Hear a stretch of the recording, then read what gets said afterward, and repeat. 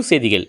ராமநாதபுரம் மாவட்ட கழக செயலாளர் எம் முனியசாமி ஆலோசனைப்படி பரமக்குடி கீர்த்தி மகாலில் கழக புரட்சித் தலைவி அம்மா பேரவை சார்பில் அம்மா பேரவை மாவட்ட செயலாளர் வடமலையான் ஏற்பாட்டில் கழக புரட்சித் தலைவி அம்மா அவர்களின் 78வது பிறந்தநாள் எவ்வாறு கொண்டாட வேண்டும் என மாபெரும் ஆலோசனைக் கூட்டம் நடைபெற்றது. இதில் மாநில செயலாளர்கள் சதன் பிரபாகரன், சேது பாலசிங்கம், முனியசாமி ஆகியோர் கலந்து கொண்டு ஆலோசனை வழங்கினார்கள். இதில் 2 தீர்மானங்கள் நிறைவேற்றப்பட்டன. ஏழை எளிய பொதுமக்கள் மற்றும் ஊருக்கு பயன்படும் வகையில் எல்லோருக்கும் அம்மா பிறந்தநாள் உதவிகள் நலத்திட்டங்கள் செய்ய வேண்டும். மேலும் ராமநாதபுரம் மாவட்டத்தில் மொத்தம் 4 தொகுதிகள்.